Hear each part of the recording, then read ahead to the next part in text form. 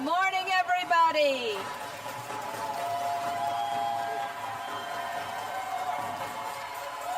Good morning. Go Team GBSD.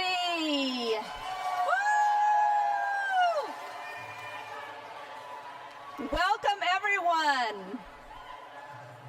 Save up some energy for the Show Your Spirit competition. I see that you are raring to go. And we have some great competitors today. Good morning, everyone. And welcome to the Gresham Barlow School District Convocation Celebration 2017.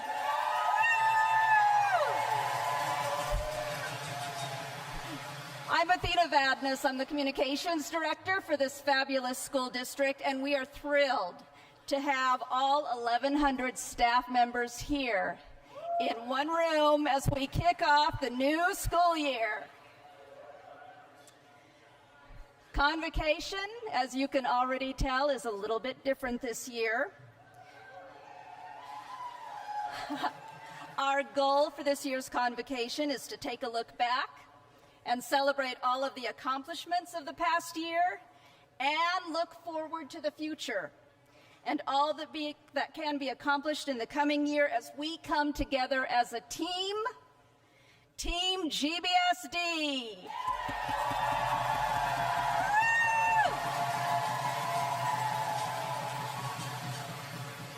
All right, I see that we are here to join forces to provide our students with an excellent education that prepares them for a successful, happy future. And I see that everyone has their school colors on, and I'm sure you are prepared to show your Team GBSD spirit, right? Woo! So, we're going to get started with Convocation Celebration 2017, and we have some very special students here to help us begin our Convocation Celebration. First, we will have Boy Scouts from Troop 544 present the colors and lead us in the Pledge of Allegiance.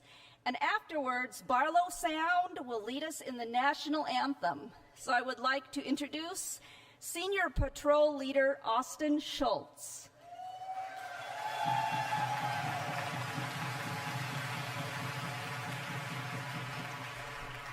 Hi, good morning. Color guard, attention. Audience, please rise for the presentation of the colors. Color guard, forward march.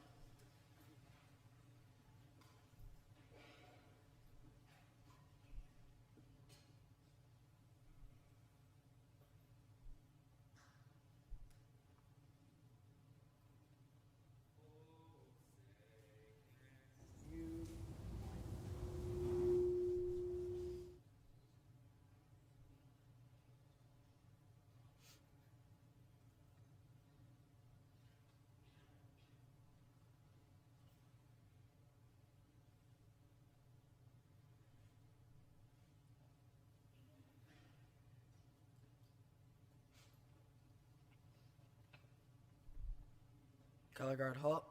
Prepare to post the colors. Sky hand salute. Please join me in the Pledge of Allegiance. I pledge allegiance to the flag of the United States of America and to the republic for which it stands, one nation, under God, indivisible, with liberty and justice for all.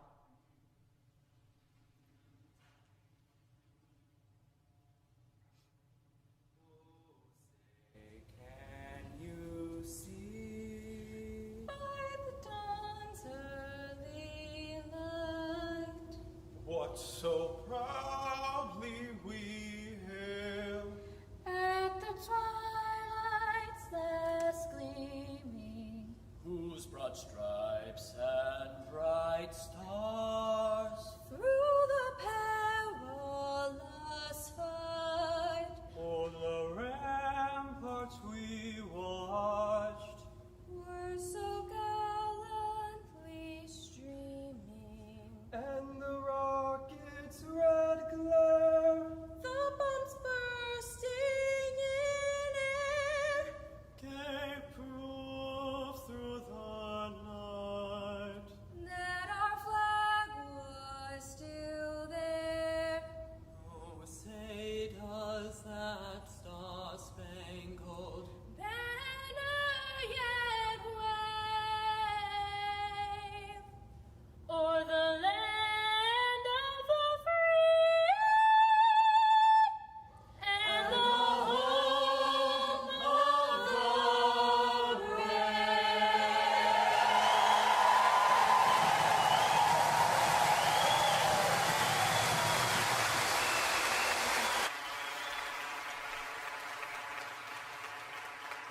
Color guard, post the colors.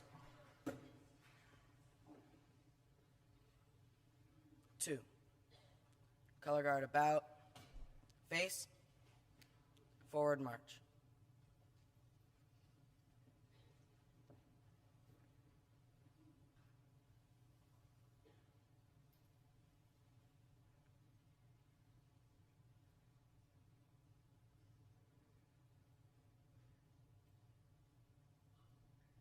Color guard halt, about, face.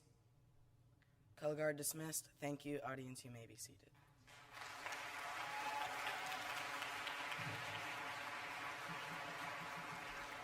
Was that fabulous or what? Let's hear it again for Barlow Sound and the Boy Scout troop.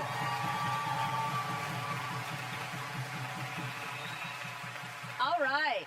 Well, before I first introduce our first speaker, we have some introductions that are in order. In the front row here, we have several school board members who have joined us. So when I call your name, please wave to the crowd. First, Chair Chris Howitt.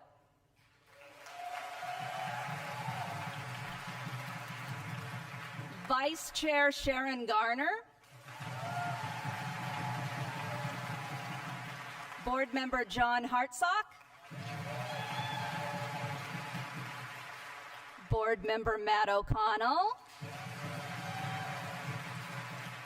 Board Member Carla Peluso. And our newest board member, Mr. Blake Peterson. We also have some special guests in the second row joining us today. It truly takes a village to provide our students with a high-quality education, and there are many organizations that are a part of Team GBSD.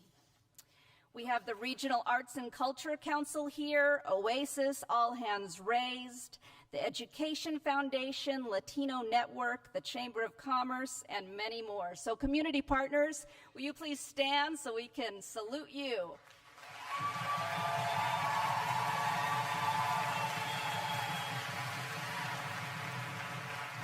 On behalf of the Gresham Barlow School District and School Board, thank you for everything you do for our students and our schools. We truly appreciate you.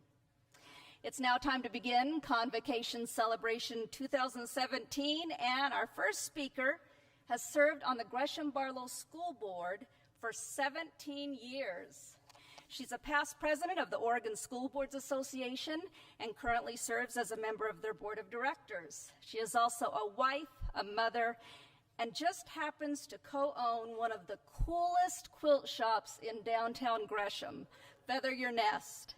Please join me in welcoming School Board Chair Chris Howitt.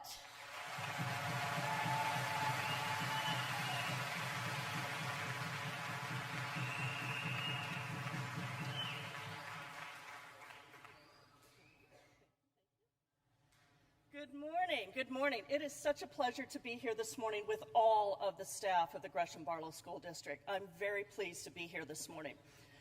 Before we get started, I wanted to make sure there's been a lot going on in the news lately, and there's two things that I think we all need to have a common understanding of before we get started. Number one, winter is coming.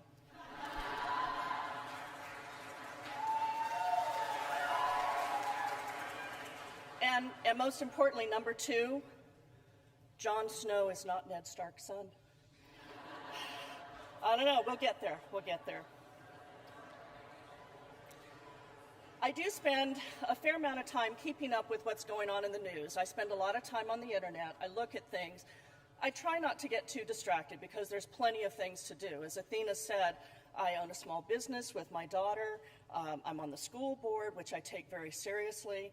And sometimes, though, when I'm looking at the internet, something will catch my eye, and I'll look at it. And there was something that caught my eye recently that was a little vignette. It was about a 3-minute video from John Cena called Never Give Up. And I clicked on it, and that was my first mistake because then it's a little bit sad.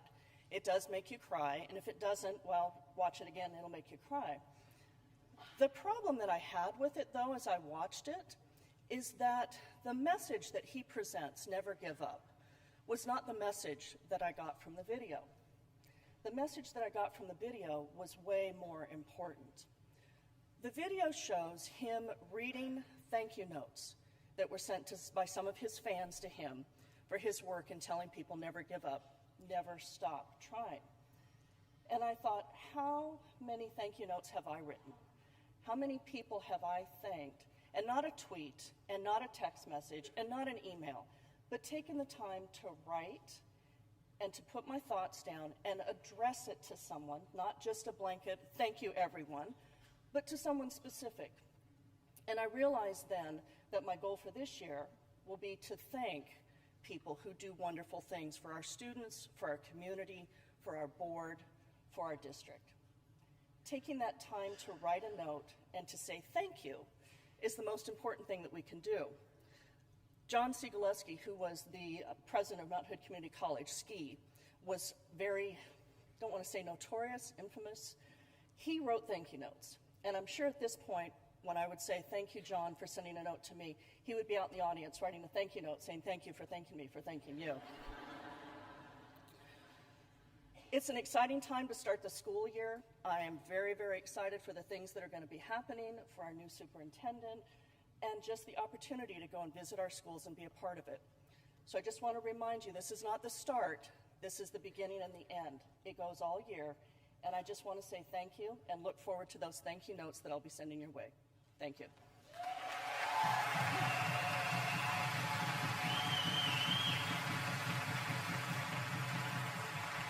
Thank you, Chris. We shared at the beginning of the event that this year's Convocation is a celebration. Woo! Yes! And now it is your turn to show off your GBSD spirit and compete for the coveted GBSD Spirit Star. Yes!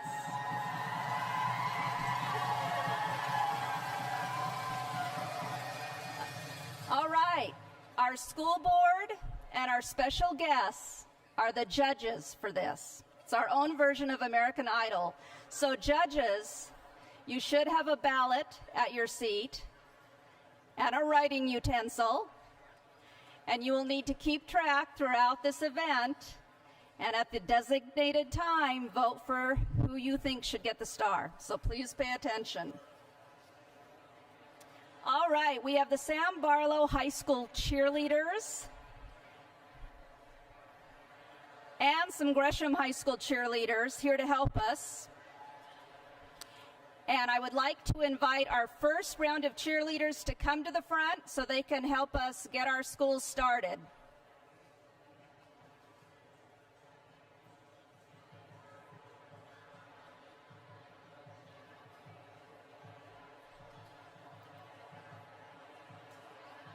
So here's how it's going to work. We will have intermissions throughout this event, and we'll have about 5 schools cheer one at a time during each intermission, okay? So please watch for your cheerleader to hold up your school sign, and that way you will know that it is your chance to shine for the Spirit Star. Cheerleaders, are we ready for the first group? Okay, cheerleaders, have them show their spirit.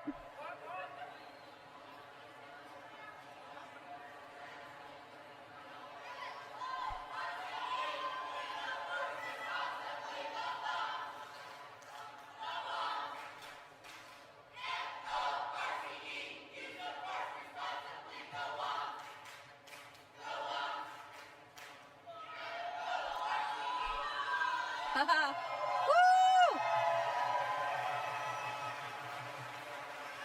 Okay, our next group is East Gresham Elementary School.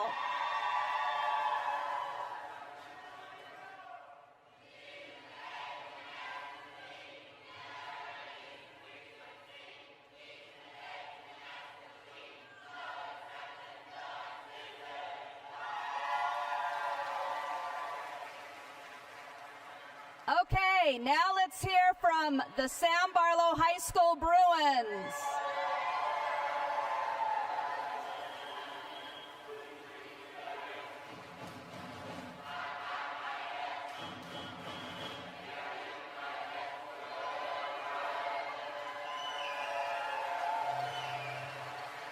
It is North Gresham Elementary Stars' turn. North Gresham.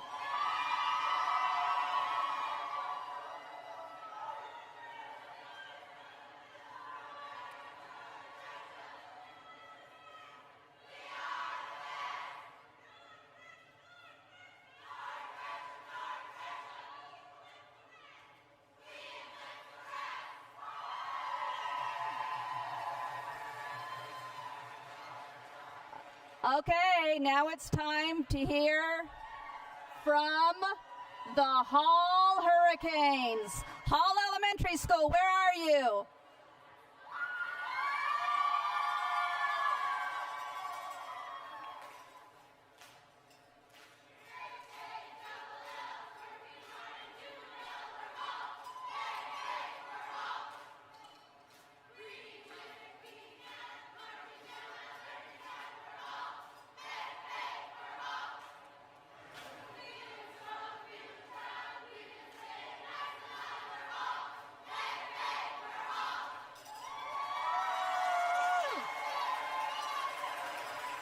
Wow, okay, that was awesome.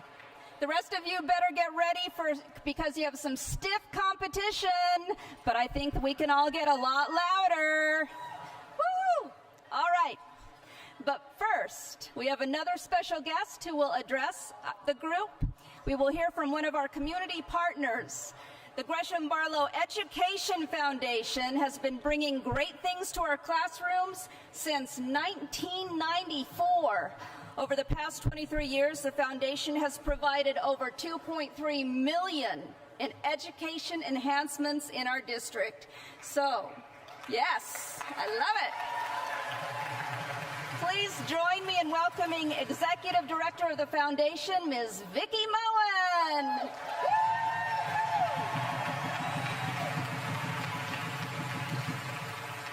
Thank you all. This is very fun. This is exciting. I had my speech all prepared and I'm wrapped up, so I had to go back to my notes so I don't forget.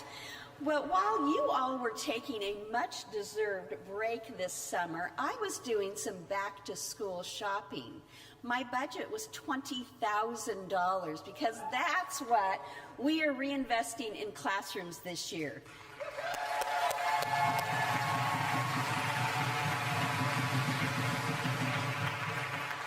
So if you were one of the 16 grant winners, could you stand up so we can celebrate with you?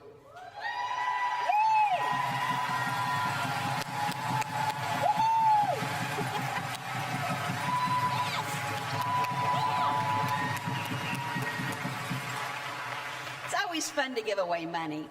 A grant winner, Tom Erickson from Clear Creek Middle School. Come on up here.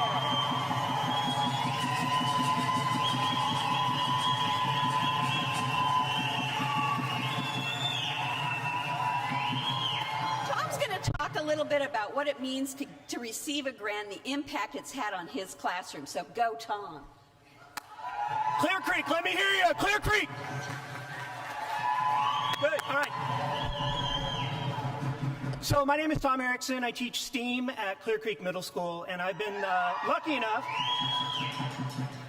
enough to receive a couple of innovation grants from the Gresham Barlow Ed Foundation. This work that they do is really, really important, and it's given all of us in here a lot of opportunities to do great things in our classrooms. One of the things that they count on for their funding is a program called This Five's for You, and I want to encourage everybody in here to participate. This Five for You allows you to do a $5 deduction per month from your paycheck, and it's $60 a year, and if everybody in here were to donate that, we'd be at $60,000 a year. So I want to encourage you to contact payroll and sign up for This Five's for You. Thank you.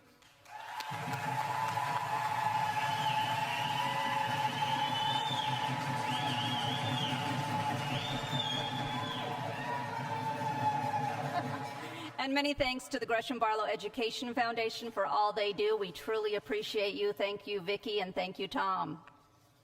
At the beginning of this event, I shared with you that we would not only look to the future, but we would also celebrate this past year's accomplishments. So it's time to take a look back. I would like to invite Executive Director of Secondary Teaching and Learning, Dr. Sarah Hahn Houston, to the stage to announce our first group of award winners. Great, thank you. Woo. Okay, just so you guys know, we do have a district team. District team, can you give it up? Woo! All right, just making sure you knew we were here. Okay, so we have 12 awards to give today over the course of our convocation. We're going to start with 3. Let me frame the awards for a little bit. These awards are being presented to schools who have demonstrated at least 2 years of growth in a school-specific goal or focused area, and in an area that requires the collective effort of the entire school team in order for the goal to be reached. So it isn't just from one person or one department.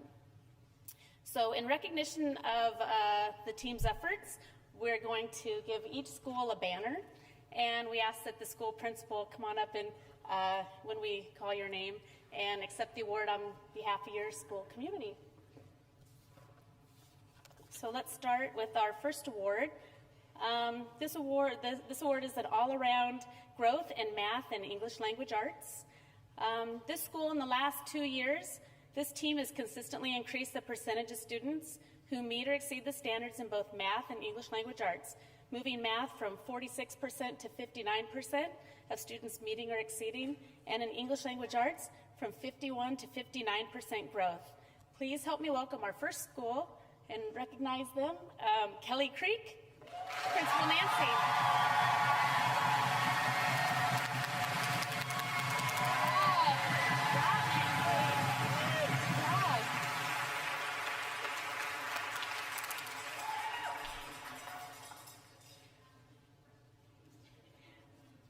Okay, our second award is also for all-around growth in math and English language arts. It's for middle school. In the last 2 years, this school has demonstrated, has increased the number of students who also meet and exceed the standard in math and English language arts. Please help me welcome Dexter McCarty Middle School.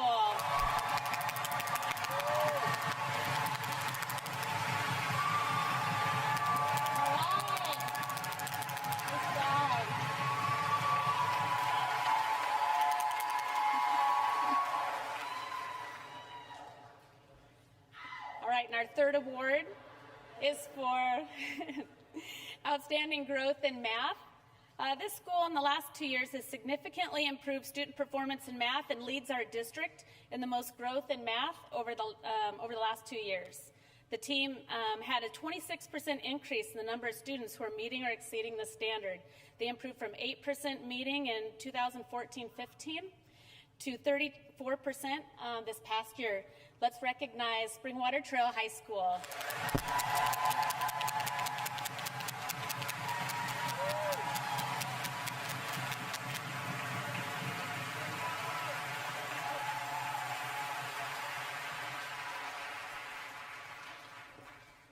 All righty, that cheering was good.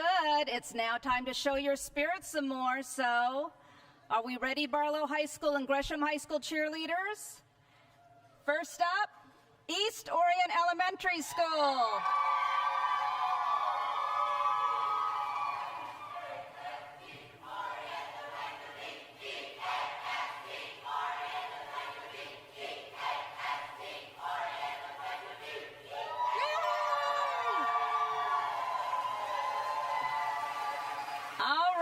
Now let's hear from Dexter McCarty Middle School, the Hornets.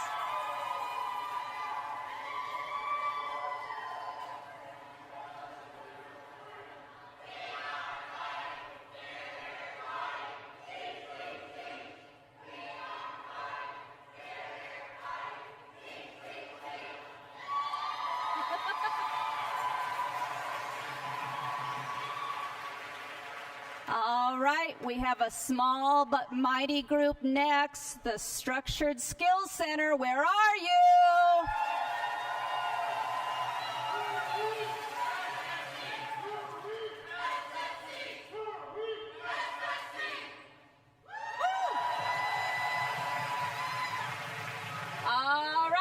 this move.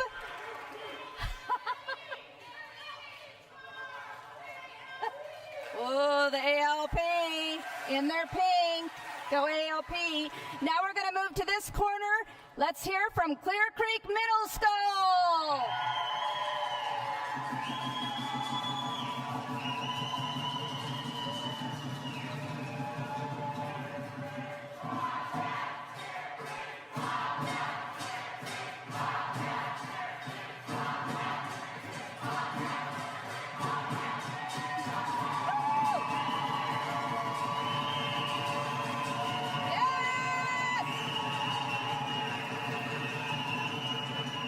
That was impressive, but now it's time for Deep Creek Damascus. Way to go. You have a cheer?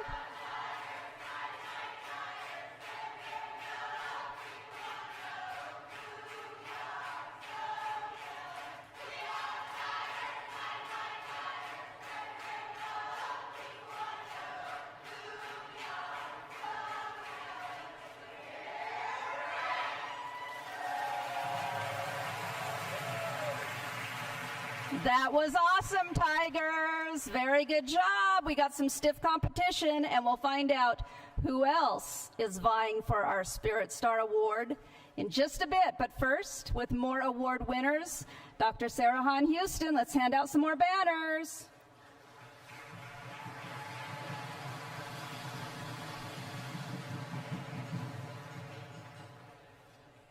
Okay, this next section we have 4 awards to give. This first award is for a school who has the highest rate of all district middle schools for attendance, with 86% of students who are not chronically absent. Let's recognize West Orient Middle School.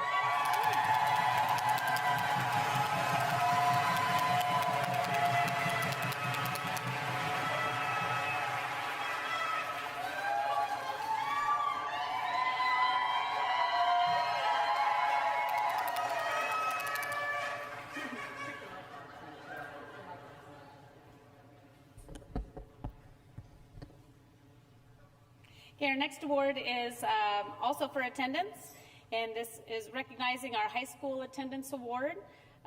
This school has the highest rate of all district high schools for attendance, with 72% of students who are not chronically absent. Let's help me recognize Sam Barlow High School.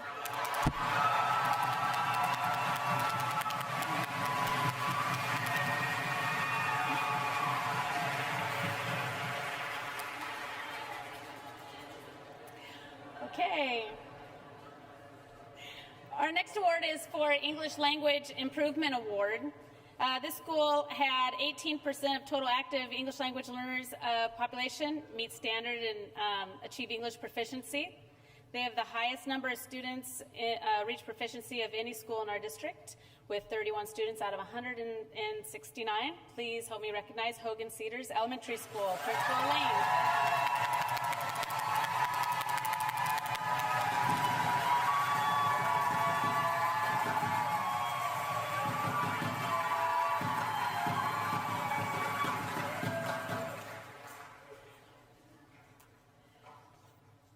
Our next award is the School Communications Award. This school has worked to use the power of social media to reach out to their parents and build school pride. Their unique Facebook posts focus on student learning and community and are engaging and increases and has an ever-growing audience. The number of their Facebook followers has increased by 47% in 1 year's time, with their most popular post reaching more than 1,000 people. Please help me welcome and congratulate East Gresham Elementary School.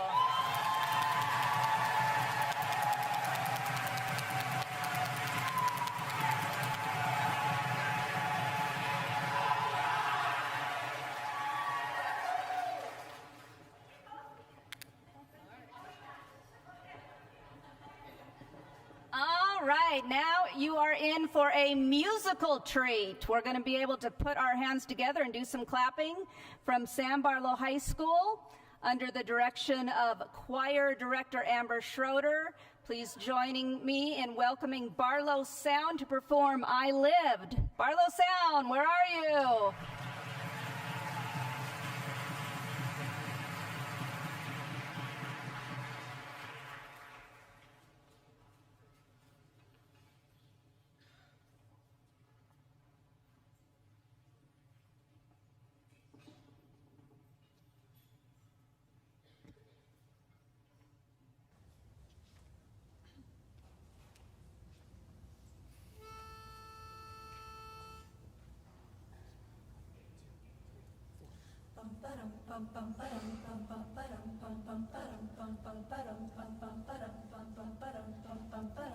Hope when you make that jump, you don't feel the fall.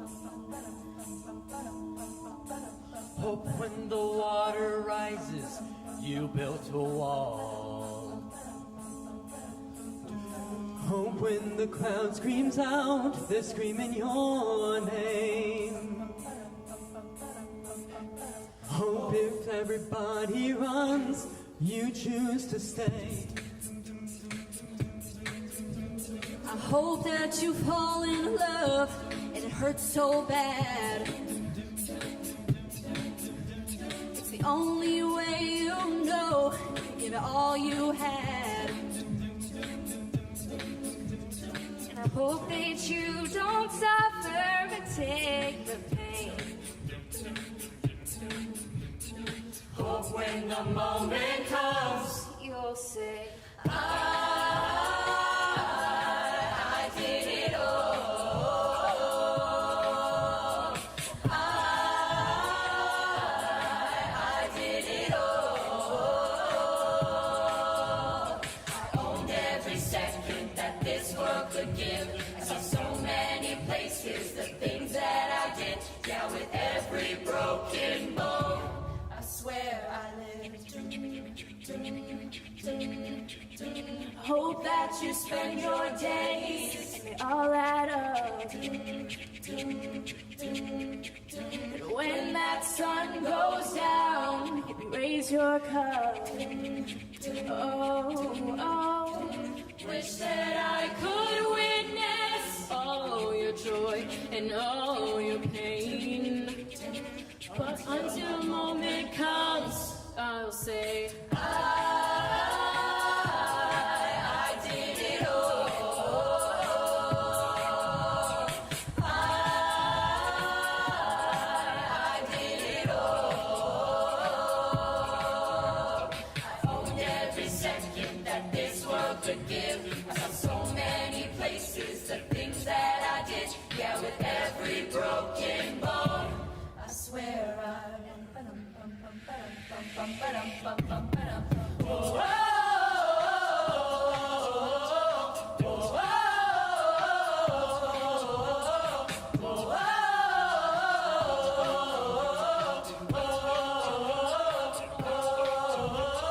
Every broken bone, I swear every broken bone, I swear I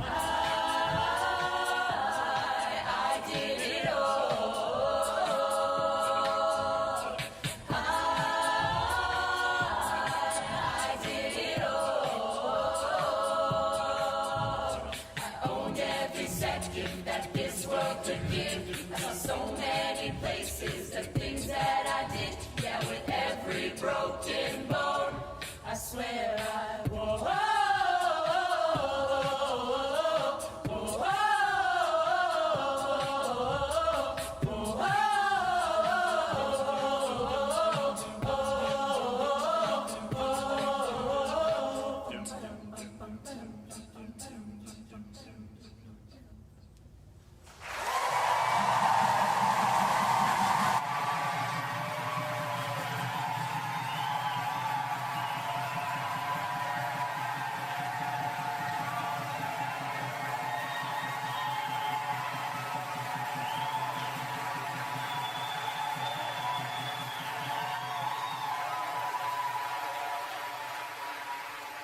How about that Barlow sound? Yes. All right, it's now time to hear from our employee associations. So please join me in welcoming to the stage Gresham Barlow Education Association Co-President for Middle Schools, Michelle Fulsher. Michelle.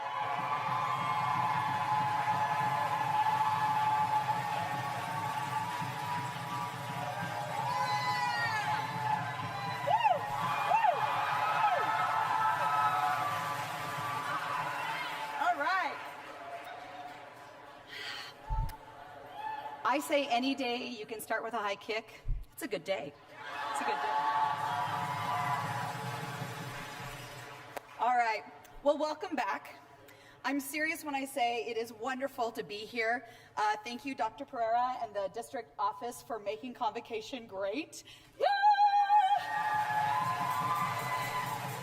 I had no idea we had so much spirit. This is great. So when school supplies started popping up in Fred Meyer's around July 5th, I started to cry because I wasn't ready to see a ballpoint pen, let alone a box of crayons. And it just seemed like a few days ago we were finishing the school year. And actually we were. So with depression looming, I dived into the series Game of Thrones. So because I had to get caught up very quickly, I was watching 2 to 3 episodes per day. And after a while, it really started to wear on my psyche, and I was a little paranoid, afraid that people were waiting to attack me with swords around every corner. I'm sure some of you imagined that too. Now, if you're not a Game of Thrones junkie, I'm just gonna kind of wrap it up in a cute little nutshell for you. So, Game of Thrones has several plots, but one of them is the 7 kingdoms trying to vie for the Iron Throne. And in the process, there's all these subplots, but they keep telling you one thing: winter is coming. Winter is coming. I'm not always the smartest, but I realized after several episodes that winter is coming is code for something really bad. Now, as educators, we begin the school year with hugs and laughters from our coworkers and hope for the new year. But in the back of our minds, we know one thing: winter is coming. Now, I'm not talking about the snow days that we used to think were really cool. No, I'm not. No. I'm talking about something that makes us feel anxious and a little afraid.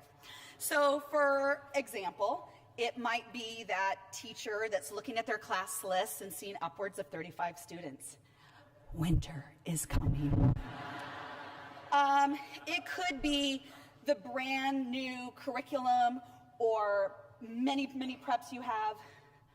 Winter is coming. It might be the school that's bursting at its seams with enrollment. Oh yeah, it's coming. It may be the new staff member who's been sitting in meetings trying to put the faces with all the new staff member. Oh, you're in winter. You're in winter. But for me, my winter is that student that I can't seem to connect with. That student that doesn't come to school. The student that doesn't see the potential I do. The student that can't seem to know how badly I want them to succeed. Every year, I pray that winter doesn't come, but in some degree it does. So when I get anxious and I start thinking about winter, I remember what a wise middle school counselor once told me, Trisha Boots and Gordon Russell. My first year there, I was feeling very defeated, and she came in. I'm pretty sure I was hunkered down on my desk crying. And she told me, "You never know all the seeds you've planted. You might never get to see it grow, but you make a difference every day. And if we're lucky, we get to see it grow, and we get to see it flower, and see the success and beauty of it. But we're not always lucky. We don't always get to see what we've planted grow. It may take years, long after they've forgotten our names." So, winter is coming, my friends, but we are the gardeners of our community, regardless of the weather. We will plant seeds of knowledge and love. We will tend and nurture these children, not always being able to see the success of our efforts. It takes a village, and I'm proud to be a villager of the Gresham Barlow School District. Woo!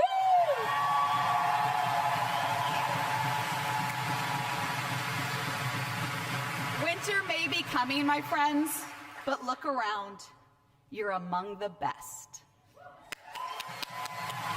May you have a fantastic school year full of success and many high kicks. Thank you.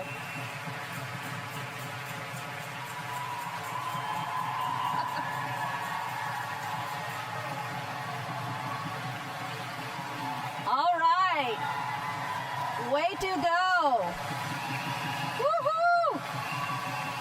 Michelle is full of spirit, and it's about time for some more schools to show their spirit. But first, it's time for the Oregon School Employees Association co-president, Rennie Ferguson, to do some kicks up on the stage here. Rennie, where are you? Come on down, Rennie.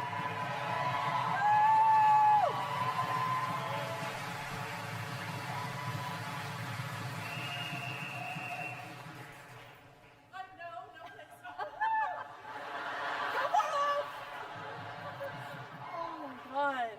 Okay. So, good morning. I have notes because I'm not good at this. Okay. When I was first asked to give a short welcome back speech, I panicked. I am not a public speaker. I don't do kicks on stages. Early retirement was considered. Turns out I am several years away from that option. So I pulled myself together and started thinking about the coming year. If you think about it, education is an occupation that has many changes every year. We always start the year with new students in the building. Quite often, we have a change in staff and admin. Sometimes we have new curriculum and protocols. In addition to the expected changes this year, we have a new superintendent.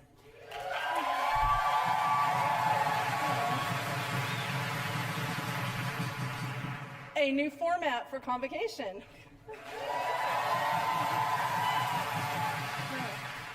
A new special ed model. Yay! And dozens of new staff members.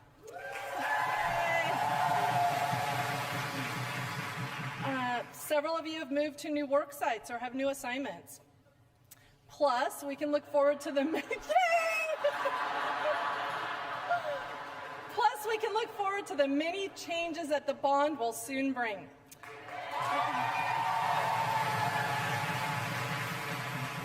In the midst of all that is different, we must ensure that all of our students and staff feel valued.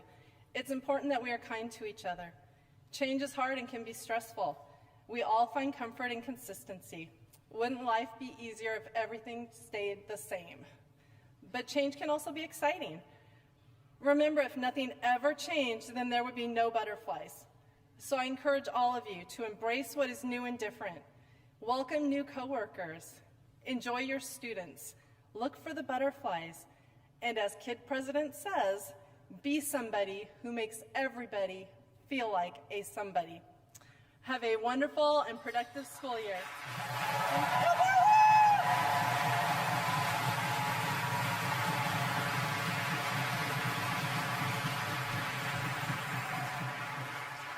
All right, you've sat quietly long enough, so we have some more schools and departments who need to show us their spirit. Now remember, you are competing for the coveted Gresham Barlow School District Spirit Star!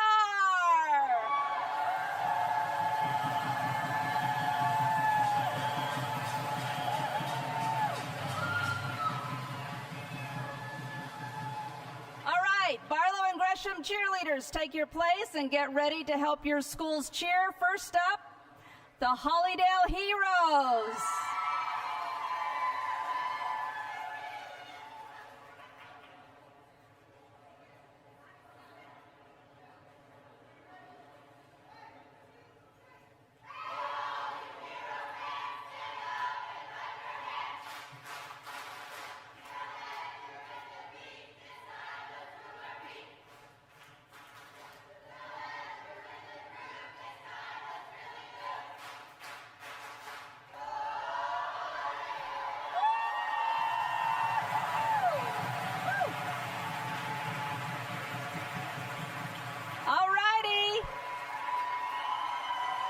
Way to go, Hollydale. Springwater Trail High School, where are you?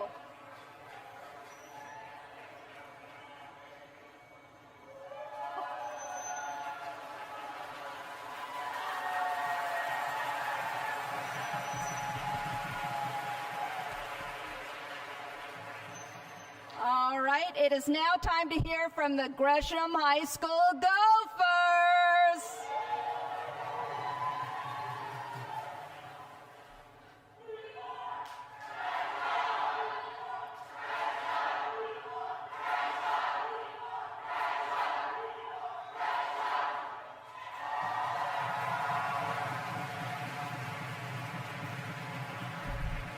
Okay, let's hear from the staff in red, Gordon Russell Middle School.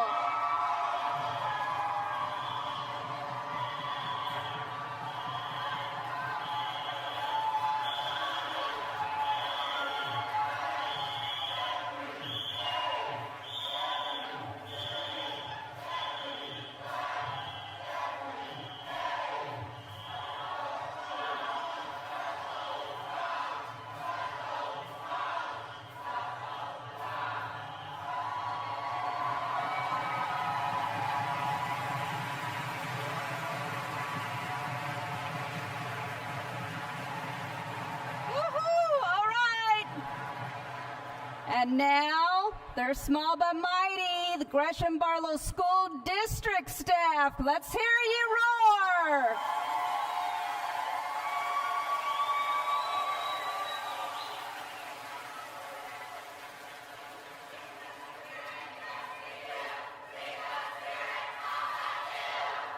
Woo! I like it, school district staff. Okay, we got a little competition going. Well, we will have some more cheering coming up later. But first, we have some more awards to give out.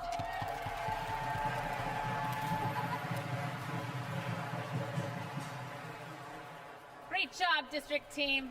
Nice work. Okay, our next set of awards, 3 awards, are in the area of equity, our Equity Award. And I'll call each school, there's 3 schools, I'll call them each individually, but this award is being given to teams who have intentionally focused on equity in an effort to close the opportunity and achievement gap, create a welcoming and inclusive school climate and culture for their students and school communities. They've showcased their work at district equity events, employ a school equity team to lead the work, and engage in various professional learning opportunities around our community and state, and to help maintain and strengthen their equity lens at their school. This first award goes to Gresham High School.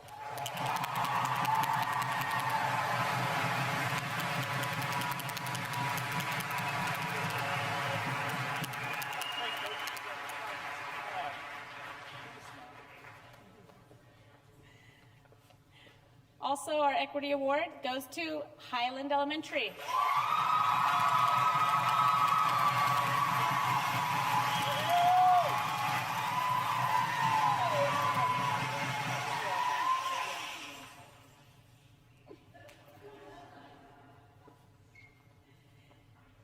And our next award goes to Hollydale Elementary School.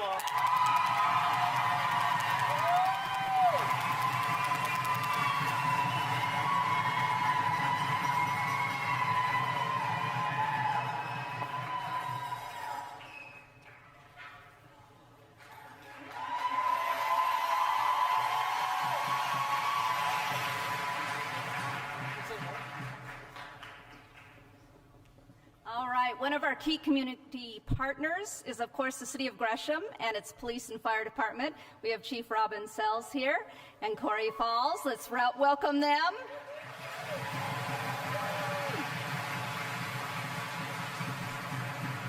And Mayor Shane Bemis of the City of Gresham was unable to be with us today, but through the power of technology, he has a special message for Team GBSD. Let's watch.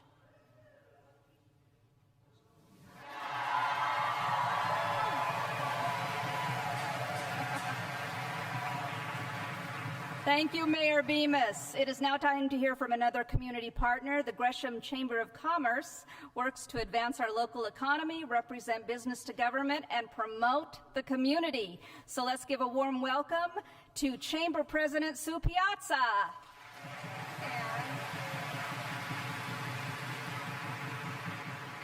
Good morning, everybody. My name is Sue Piazza. Some of you might recognize me as a past president of the Education Foundation. I've been on the foundation for 19 years now.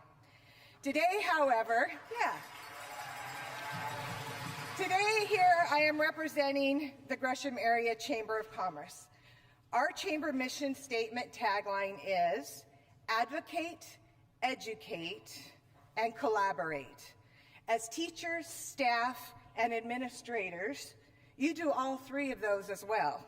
You advocate, you educate, and you collaborate. The city of Gresham has a new tagline. It is, Gresham gets it done. You do that too. Whatever the challenge or circumstance, you get it done.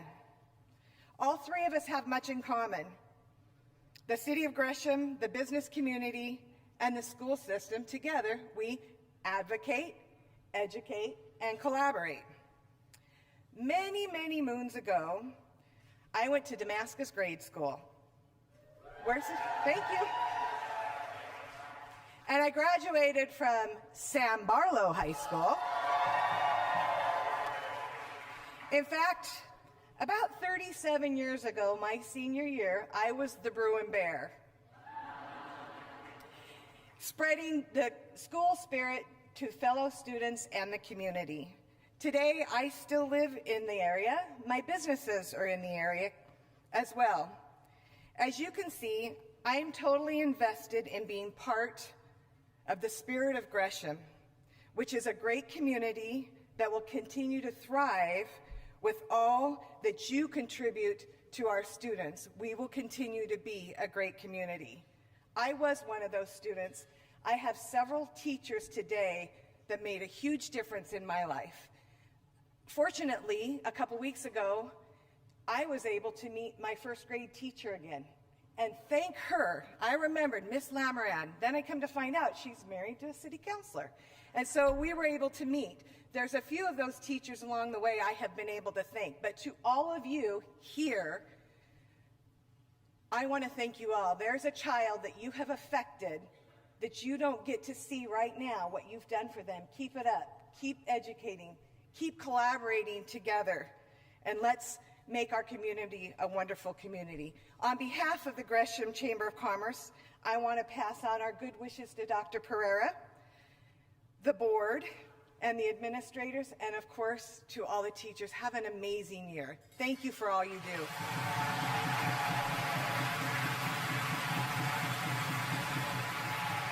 All right, we have 5 more schools that need to show their spirit. Barlow and Gresham cheerleaders, are you ready? All right, first up, Kelly Creek Elementary School.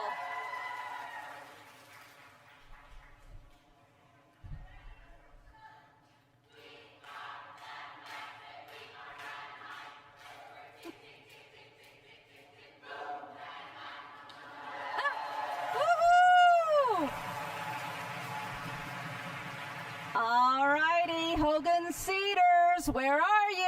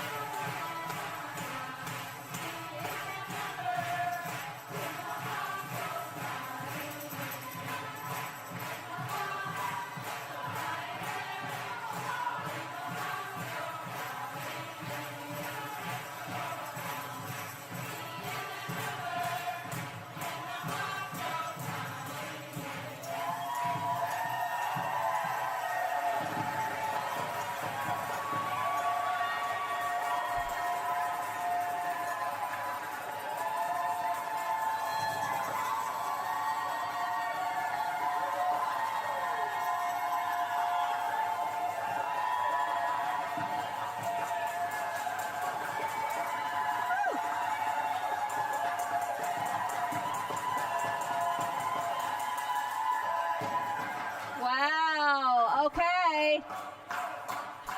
They're taking over.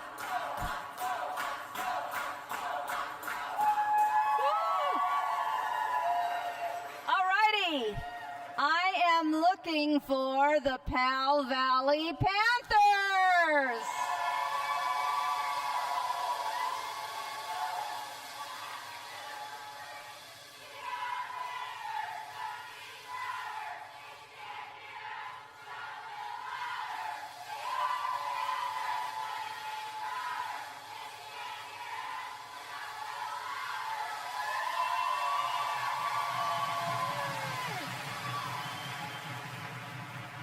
Now let's hear from West Gresham. West is best.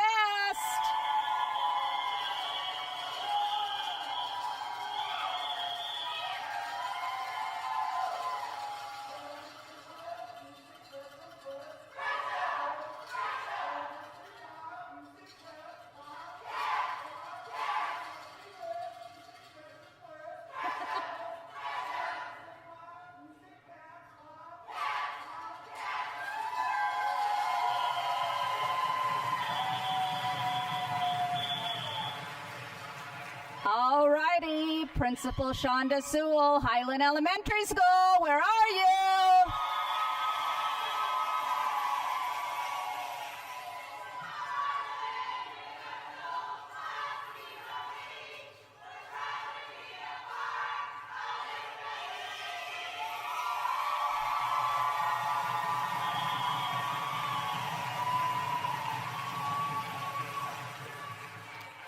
Okay, that's awesome.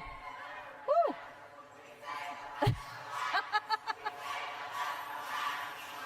Encore.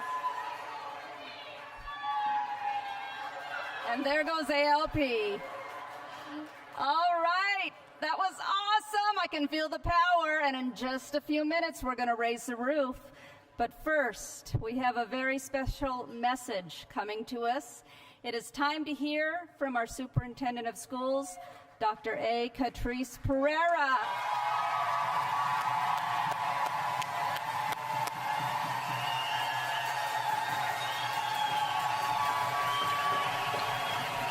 Good morning! Yes! Yes! Yes!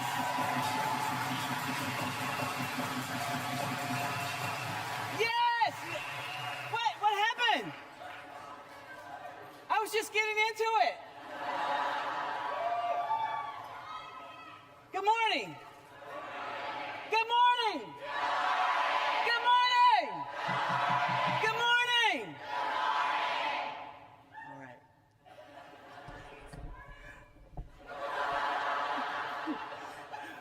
Team Gresham Barlow, good morning. Bonjour. And as they say along the bayous in my hometown, como se va, cher? Come on now. You gotta get to know that one. You gotta get to know that one. Say it with me. Como se va? Ça bien, cher? So I had to let that Louisiana out. I had to let it out before I get started. But truly, it is so great to welcome you this morning. Distinguished guests and school board members, thank you. Thank you for joining us this morning. You don't know how much your presence here this morning speaks volumes. I know that each of you could have been doing a million things, but you chose to be here with us this morning. All right, that's my cheer. Board, please know that I will be forever grateful for the opportunity to serve this amazing team. I'm psyched. I'm ready to go. And I'm especially excited to welcome everyone back to a new opportunity, back to a new school year, back to an opportunity to make a difference. And for our newbies who are out there, I too am new. But trust me, when I tell you that you've landed in the right place, when I tell you that I have a feeling with the level of experience our teachers that we have here and our leaders in this district, Board, be prepared for great things. Be prepared, because as the new school year approaches, let me say to each and every one of you, thank you. Thank you in advance for all the work and efforts that I know that you will extend to ensure that you maximize every student's potential.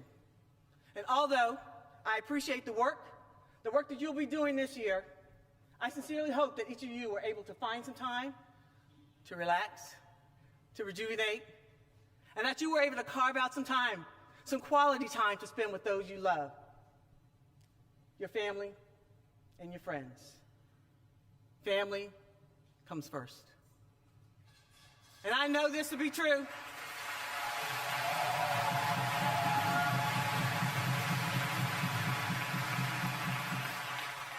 I know this to be true because I know this. Without my family, I couldn't do what I do. And I'm pretty sure that's the same for you. They will support you every single day when nobody else cares, when nobody else gives a hoot. But what I know is this work that we have to do, this work's not easy. So I hope you're refreshed, and I hope you're ready. Because we'll do some heavy lifting this year. And I'll do all that I can as superintendent to make that task lighter and easier for you. But it's important that you're ready. Ready to pursue excellence for all students. Ready to ensure that our students are thriving, no matter their address, no matter their economic status, no matter their cultural background. Because you see, if we can achieve this, I know that your contributions will be impactful. Your contributions will have a lasting impact on this community. Your contributions will go towards preparing our students for their future. Your contributions will go towards preparing our students to be their very best. Your contributions will go towards making this district the best. Let me say that again, the best.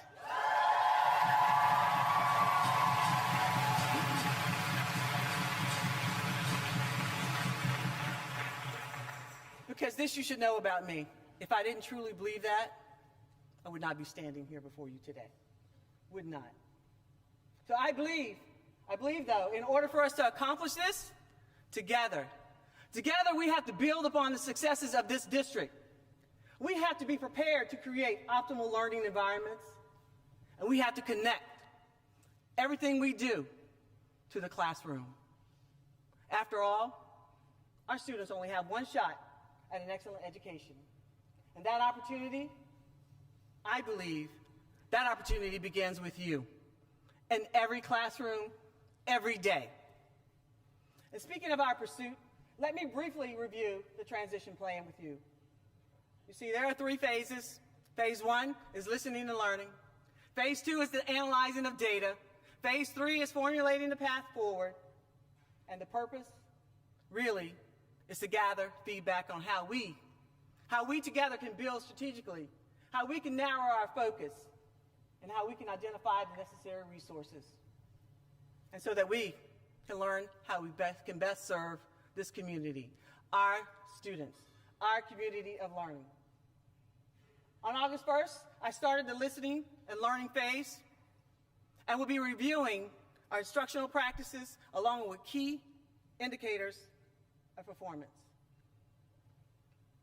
Additionally, we'll be reviewing how we can communicate better, and as others' needs surface, I'll consider to review those. But I'll extend updates via selected board meetings, and you can review that transition plan in its entirety in more details on the district website. But in the meantime this year, I know that each of you may be feeling a little apprehensive. I know it. I'm new, you don't know me. I know you're feeling apprehensive. Look, that's only natural, okay? And you don't know me, I know. And you may be unsure about my leadership style, but I hope I've exhibited a little bit of that today.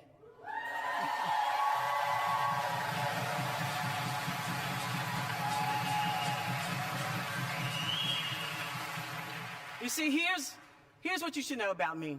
because I know you've already Googled. Forget that stuff. Google is not my friend. But that's okay. I'll take the hits and the lashes on behalf of kids every single day. Every day. But I know this. You should know that I am far from perfect. I will make mistakes. Board, I won't lead perfectly. But I will make decisions. I will make decisions that are in the best interest of our students. Decisions that will always be connected to our classrooms. Now listen. It's not that I'll ignore the adults or your needs. Truly.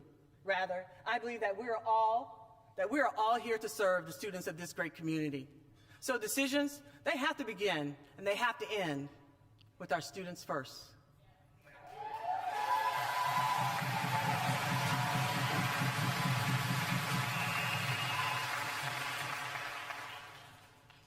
So I guess that's an agreement, right? Truth be told, I'm a little apprehensive as well. But this, you should know this, I am optimistic.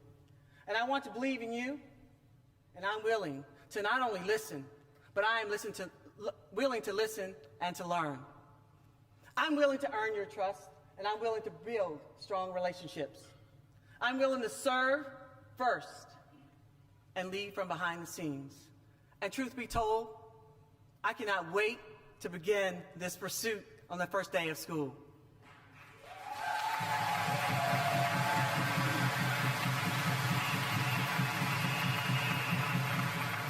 And as I stand here before you today, I sincerely pledge to serve this community of learners to the best of my abilities. Again, I'm far from perfect, but my husband thinks so.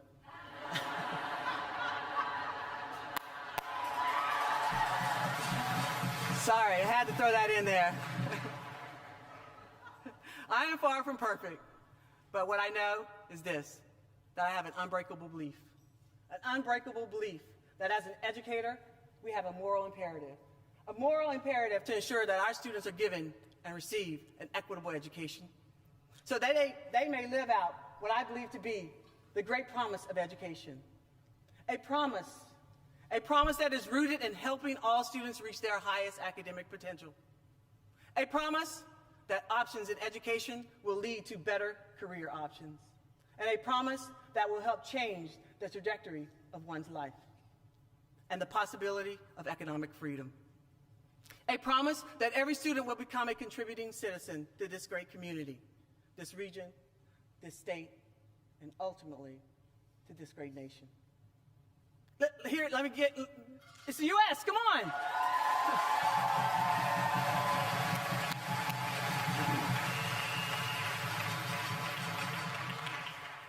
Because despite what CNN and Fox tells you, this is a great country to be in.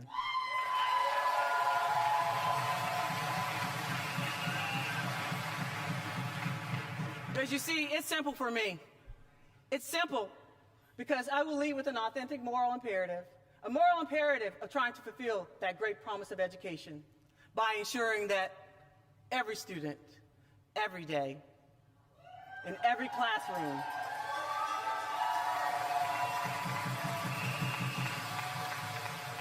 every student is provided with an effective teacher and an effective leader in every building. No excuses. You won't get them from me, nor will I accept them from anyone else. Because you see, I think this. Every year is an opportunity to refocus and to begin anew. And this year, we all have an opportunity to build upon the successes across this district. And while it is true that our most critical work of teaching and learning will take priority and will continue to be our focus, this year, throughout the entire district, we will have many opportunities to benefit from the much-needed bond projects.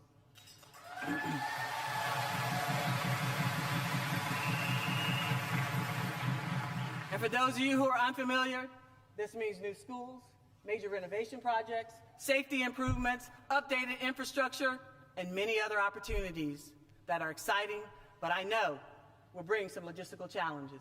And while we deal with those challenges, please keep in mind the benefits to come and the benefits that this community has afforded us and the benefits our students so deserve. Let me hear it for the community.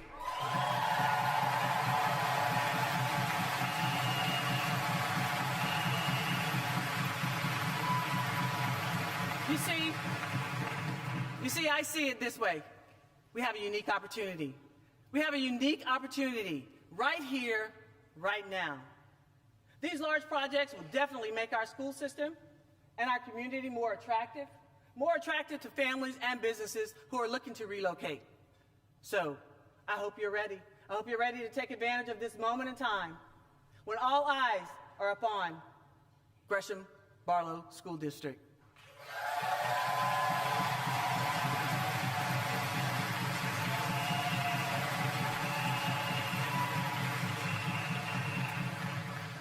And as educators, I believe we have an opportunity to engage this community in rebranding our schools differently, which can be done via a variety of different ways. But first, we must answer a vital question.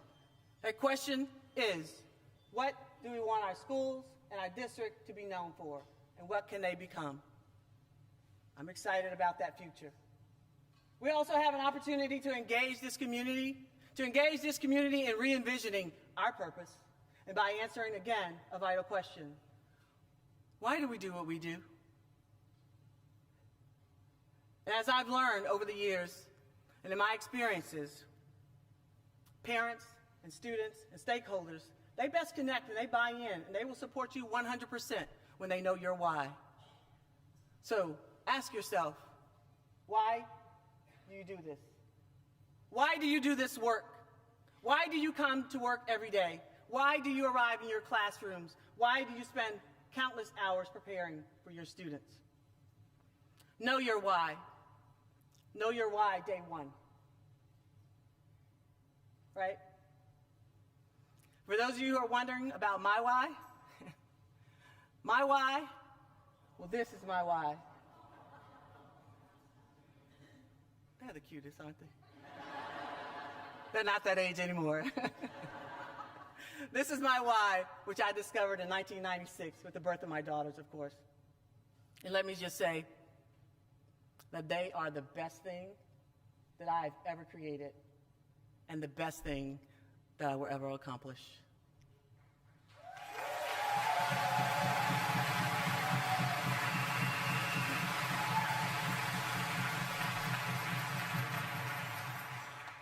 A few years ago, I had the pleasure as a superintendent to hand them a high school diploma. A diploma that I was proud to have my name attached to because I knew that diploma was needed for their future, not mine. And although they are no longer K-12 students, I use this lens as a parent in decision making. My goal every day is to make decisions as if I were making them for the education of my own children. But back to our community.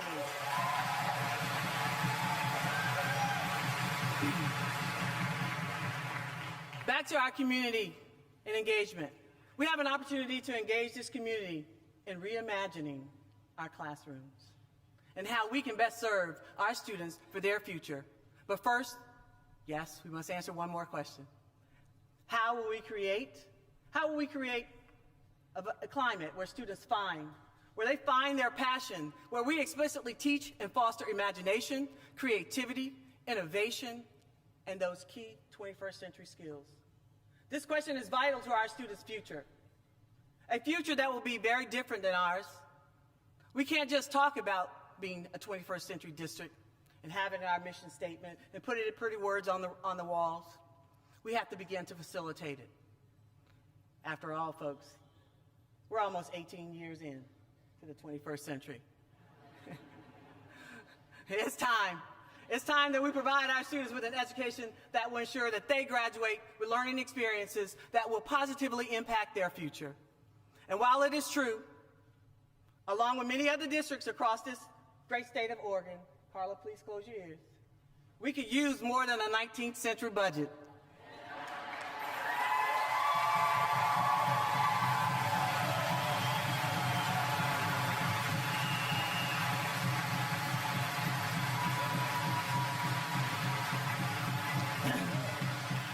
Carla, I know you hear that song. Money, money, money, money, money.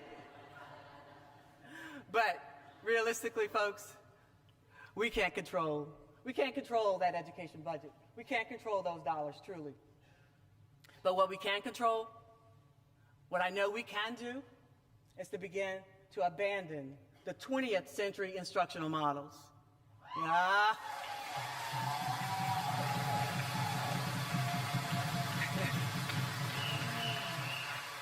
I believe you know what I'm talking about. I call them cemetery rows. The alpha order, right?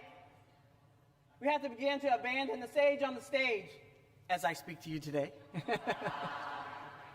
We have to begin to abandon the sit and get instructional practices and commit, truly commit to our students' future needs.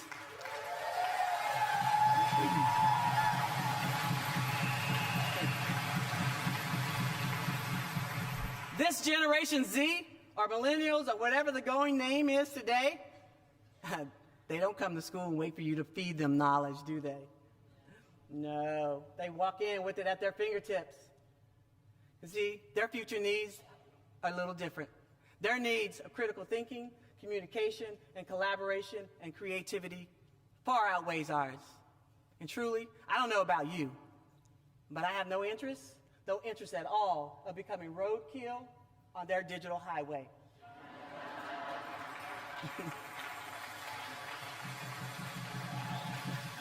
So we have to commit to enhancing their learning experiences. And as educators, this means that we have to help create, we have to help design, we have to help facilitate what I call prototypes of learning. So that they are more than just consumers of information or technology, and rather they become creative creators of their own learning. Trust me, make your job easier, right? We have to be future ready, folks. And truly, that future is right now, right here. It begins today. You see, the latest statistics, they reveal that 65%, think about this for a moment, 65% of the jobs today will not exist in the next 15 to 25 years. That's scary for me. That's the unknown. But I believe for the first time in the history of education, I believe that we are at a crossroads of the unknown. Unlike previous generations of students, they were prepared to work in factories. We were prepared to work along assembly lines and in offices, and creativity was discouraged, and conformity was the key to longevity. Well, I don't have to tell you that things have changed. I don't have to tell you that they've changed at all. If you have a teenager or a young person in your house, I think you know, right? The data is showing specifically that in this area alone, the top 10 career paths, and I know you can't read that, I apologize for that, but I'll send this to your principal, and you can review it at that time. But I want you to notice that the top 10 career paths in this area that will grow 30% or more include some amazing opportunities for our students, and shame on us if we're not preparing our students for those opportunities in this very community, right? So the moment you are able to view this listing, I challenge you to take it and reflect for a few weeks and throughout the school year. Reflect on how and what we will need to do differently. Yes, I'm asking for your input of what we can and will need to do. Because as educators, I believe for far too long, we have allowed others, especially non-educators, to define our curriculum, our scope and sequence, and the level of rigor or the lack thereof. The types of assessments we use and when we administer our assessments. The key indicators of success should be our decision, not non-educators.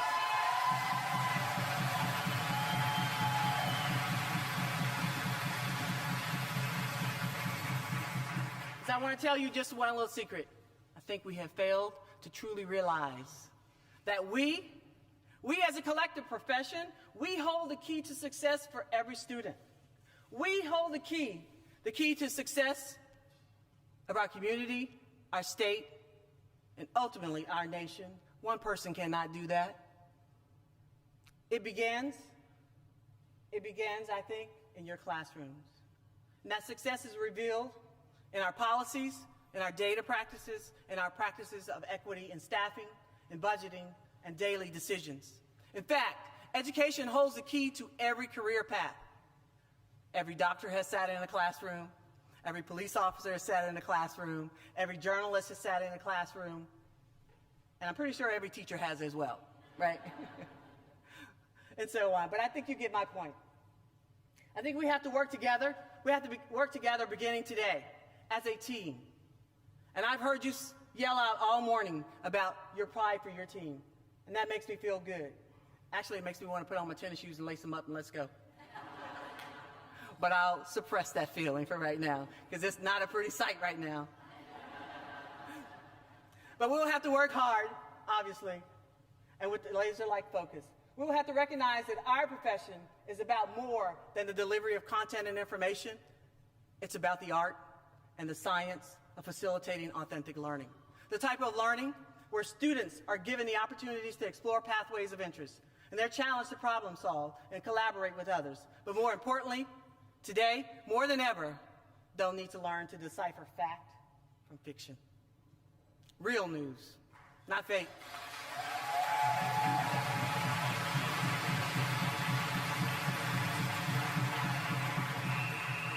Recognizing that we do not all have the same aptitudes, that we do not all have the same interests, that we did not all arrive at this profession in the same path, but rather than demanding conformity, we have to be willing to engage in personalized learning for our students and commit to a new understanding of our diverse learners. We have to be willing to, sorry, Robin, annihilate the pathways to prison. We want to keep them away from you, right, and out of your hairs.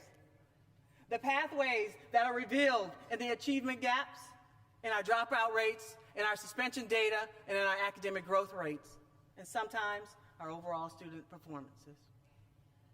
We have to be willing to step up to that national challenge of facilitating an optimal and equitable learning education.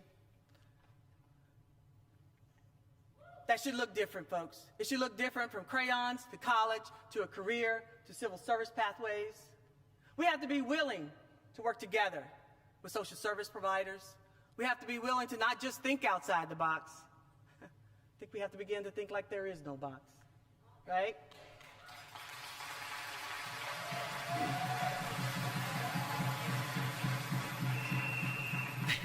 We have to be willing to invest in prevention and early intervention, and to not only recognize, but to commit to the necessary change.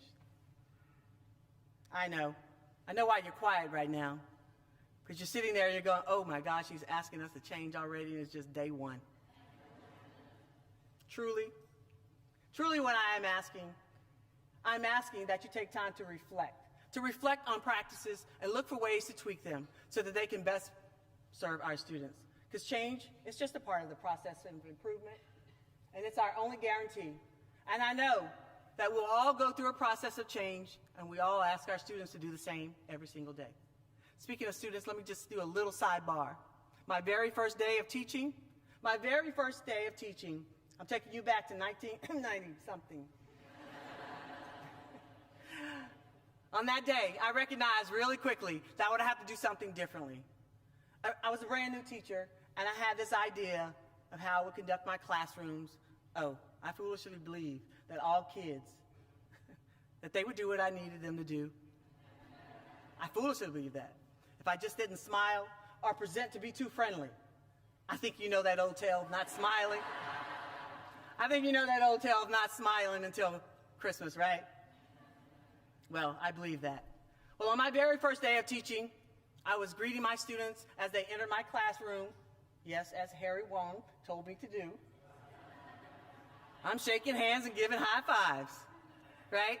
One student who became one of my most memorable students, and I know you all have one, Mr. Maurice. Mr. Maurice walked up, stood proudly. I'm a big girl. Maurice is about 4 feet 2 inches. And he looked up at me, and he proclaimed very proudly that the year before, he had received 27 referrals.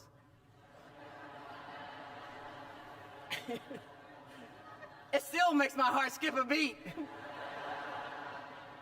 And that he intended to break that record this year. Yeah. I was like, what have I done? Well, after I took a deep breath, I shook out the thoughts of an out-of-control class or going to the principal's office to be fired. I questioned myself about why. Why had I changed my career? What was I thinking?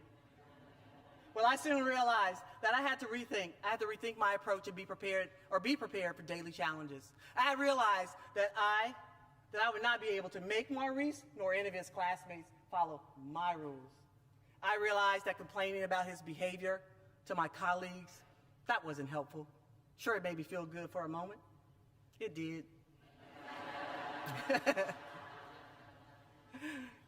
That was the competitor in me, because I'm like, I had the baddest kid in school, not you. But nonetheless, I realized that I had to change my approach, and I had to begin to get to know this potential young scholar. I realized that I had to earn his trust, and I had to get to know his learning styles. I had to build a relationship with him. Well, long story short, Maurice made it through the year, and so did I. He made it through the year with only 6 referrals, and yes, one of them came from me. But that's another story for another time.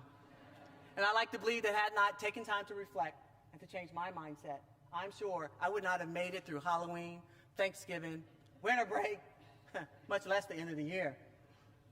And since then, I always look for ways to change and to improve throughout my daily reflections.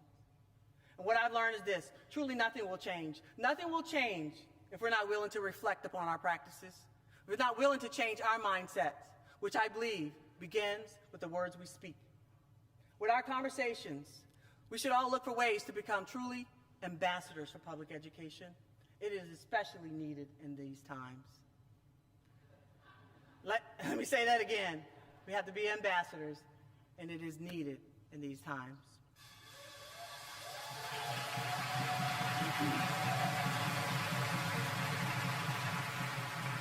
We can begin with the way we approach our work every day. We can begin with the way we talk about our work, our schools, and especially how we discuss our students. Specifically, our students who are lagging. We have to avoid contributing to that national rhetoric that I don't have to tell you is not always in our favor, right? Instead, we have to work to ward off those who want to take away the professionalism of our profession. Listen, I know, I just shared with you about Maurice, so I know educating our students is not all sunshine. It's not rosy every day, all good vibes and peachy. It won't be cheery, newbies, it won't be cheery like this every day, right? But I know this. I know that we cannot eliminate our basic inequities of our students that they face outside of our schools. We can only control what happens in our classroom. And I know that you don't have to like or love everything about this profession. But if we don't take time to reflect upon our profession and respect the differences of our students and their learning abilities, well, I've come to realize that we will never reach our potential as educators. And I believe our potential will have a great impact on this society and never truly, again, will it materialize if we don't take time to reflect. So we can no longer depend on just doing a great job in our individual classrooms. We can no longer depend on doing a great job just in our schools or our departments. We have to lift up everyone. We have to lift up one another, not only holding each other accountable, but by reflecting upon our work and by acknowledging all learners and our colleagues. And just as important, by recognizing our successes, which I hope you have an example of being able to recognize individuals in schools today. We've begun that today. We have to celebrate our schools. This work is too hard not to have fun, right?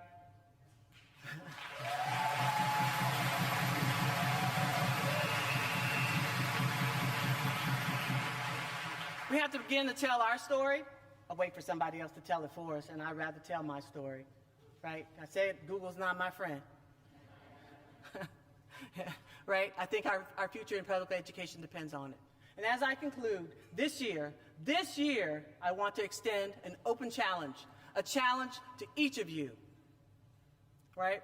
I challenge each of you to use your creativity, to use your experiences, to use your vision, your skills, and your voice. I challenge each of you to reimagine the possibilities of every Gresham Barlow School District student. I challenge each of you to work collaboratively to create a climate of possibilities. A climate where failure, that's not an option.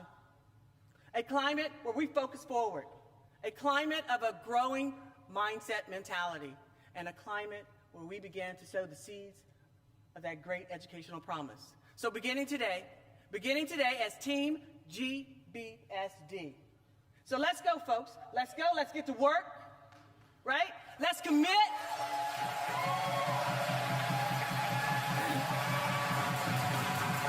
Let's commit. Let's commit to a willingness to be open to reflection, a willingness to make the necessary changes, especially when they best benefit our students, right? The question is, will we choose to be great? Will we choose to be powerful beyond measure? Will we choose to stare down fear and take risk? Will we choose to be a champion for kids?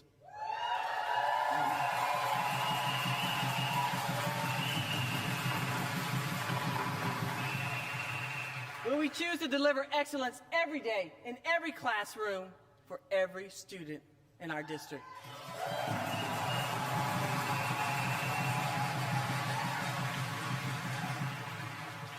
I can promise you this, that today I choose to rise to that challenge, not fall or shy away. Today, I choose to deliberately lead the way you need me to. And today, I choose to not speculate or assume, but rather to take time to listen and learn from you. And today, I choose our collective efforts over individual agendas, wants, and needs. And today, I choose to stare anxiety and fear in the eyes, and I choose to say, bring it on.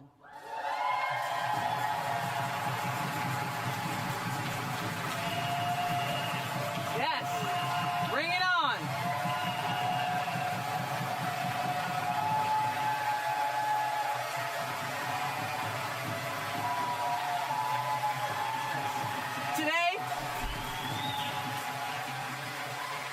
Today I choose to be a champion for excellence for all 12,000 students in Gresham Barlow. But more importantly, today I choose to believe that excellence begins within me and within each of you. Now, for those of you who don't know, I have an affinity for eagles.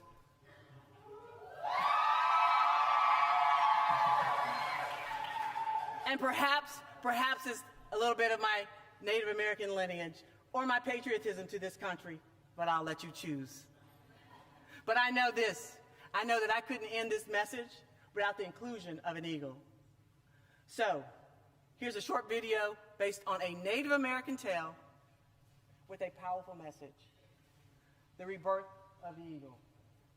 Thank you.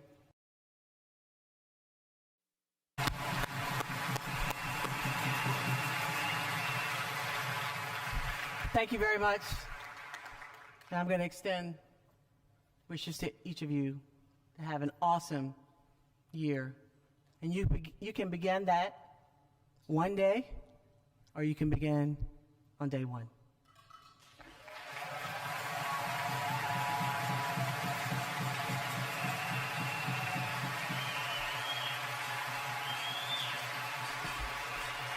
Was that awesome or what? Are you ready to start the new school year now? All right, we're almost done with Convocation, but we have to present our final 2016-17 school awards. Dr. Houston. Okay, we have 2 awards left. Can we just thank Dr. Pereira again? Thank you for your process.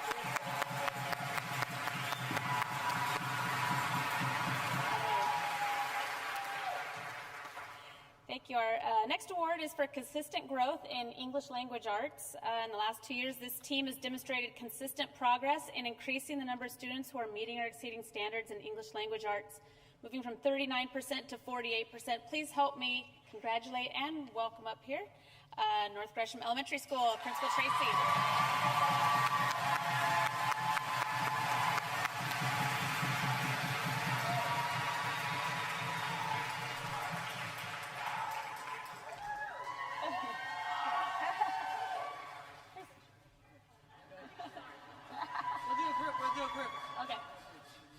Okay, our next and final award for our school awards today goes to a school for outstanding growth in English language arts. In the last 2 years, this school team has significantly increased student performance in English language arts and leads our district in the most growth for the last two years. The team went from 28% of students meeting to 40% this past year, resulting in a 12% increase in the number of students meeting over the last 2 years. In addition, this school has also consistently had incredibly hard work from their team, regardless of the circumstances, and this award probably should be a Perseverance Award, but please help me congratulate and welcome to the stage East Gresham Elementary School Principal Kimberly.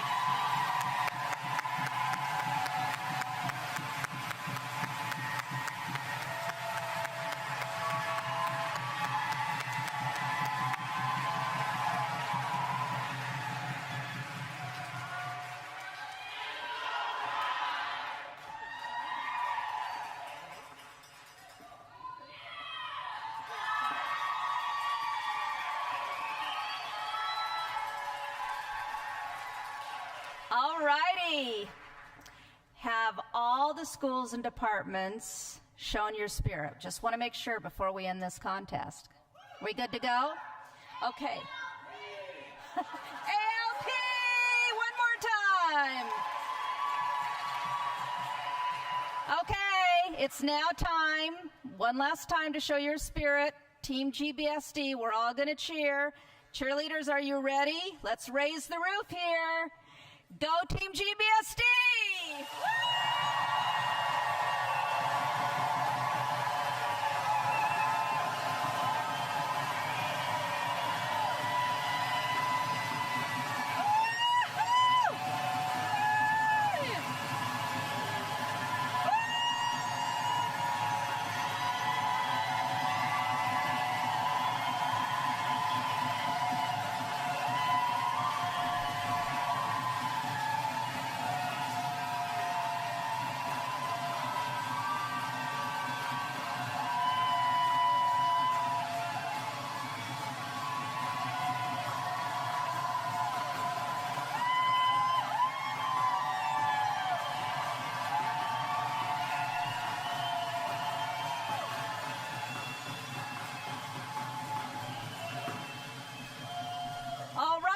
Judges, please cast your ballots, and we will start tabulating to see who the winner is.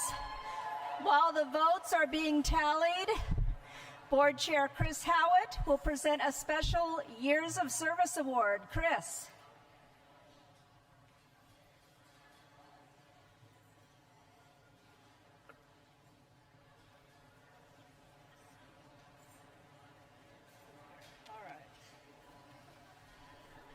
Well, I don't know about you, but I am pretty excited about the start of this school year.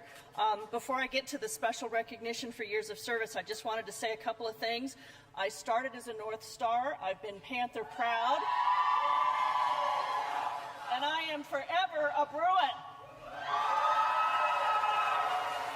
Oh, and there you go.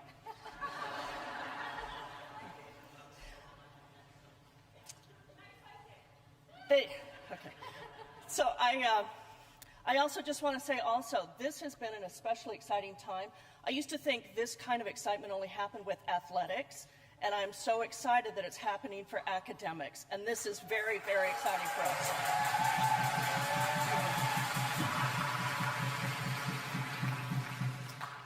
We invited someone back this morning to do a final recognition for special recognition years of service. And it's highly likely possible that not everybody in the room may know who this person is. But without this person, we all wouldn't have been here. This person supported the board, supported many superintendents, outlasted many superintendents, and did an awesome job doing it. Not you, no. Got smart. And I just want to say that I would not be the board member that I am without the support that I received from our executive assistant, board secretary, Lynn Cook. So Lynn, would you join me up here?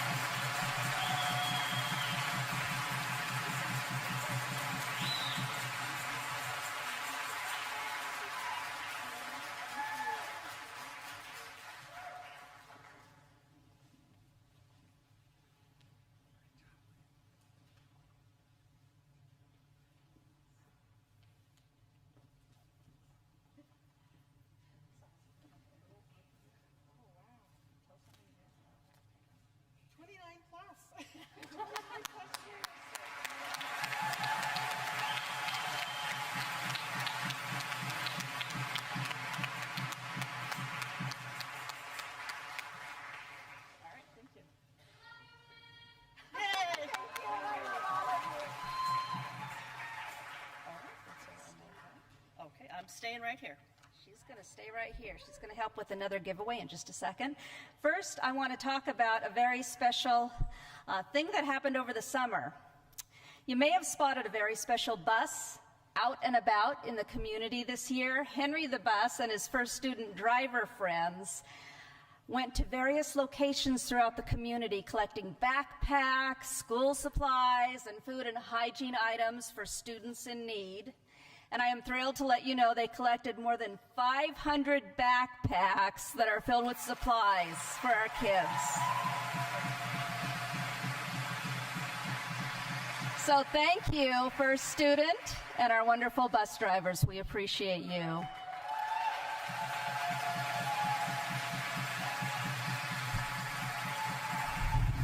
We are pleased, very pleased to share that Concordia University is once again sponsoring an iPad giveaway.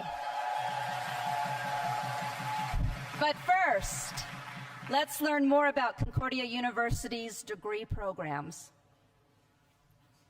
Concordia University Portland thanks you for all you do for your schools, students, and your communities. We feel honored to continue our legacy of serving educators in the Northwest and beyond for over 100 years by providing programs that include Masters of Education, Administrative Licensure, and a Doctor of Education. Concordia Portland's EDD is available on campus in Portland or online and focuses on leadership skills for today's ever-changing landscapes. We look forward to partnering with you as you help shape the future of education.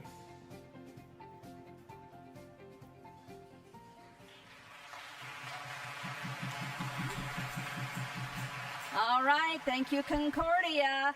You didn't receive a raffle ticket today, so how are you going to win? The winner of this year's iPad is the person sitting in the seat with a GBSD logo taped to the bottom of the chair. Everybody check. Who is the winner?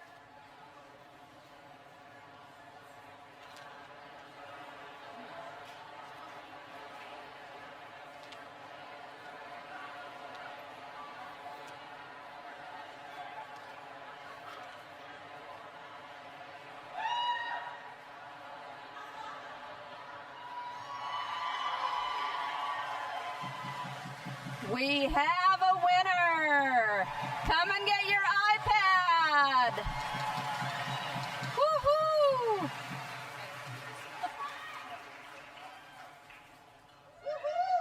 Awesome. Welcome. Congratulations. Blythe Daniels, and fourth at North. Woohoo! So Blythe Daniels from North Gresham, 4th grade, and there is an iPad. Yes! Can we take that? Okay, it is now time for the award we have all been waiting for, the coveted Show Your Spirit Star Award.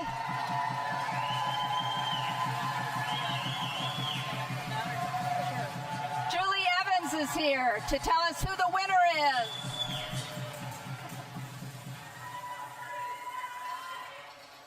Julie.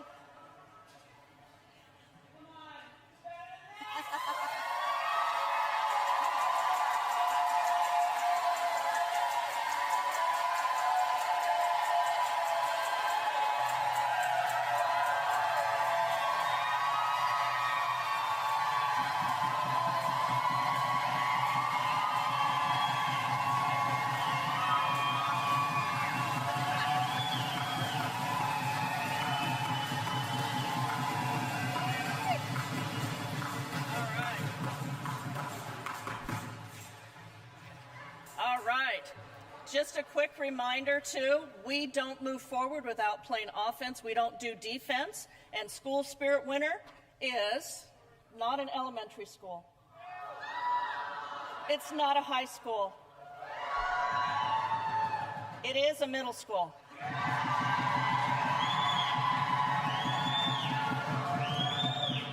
And I believe it's a middle school whose school colors might be red and black.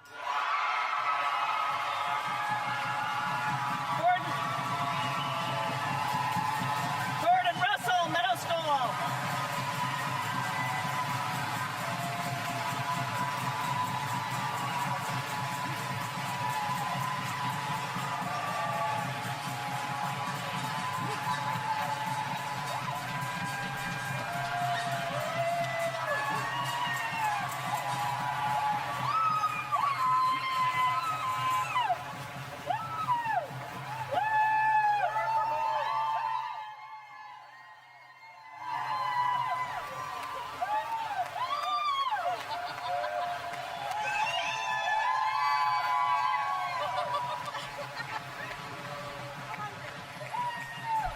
Way to go, Gordon Russell Middle School!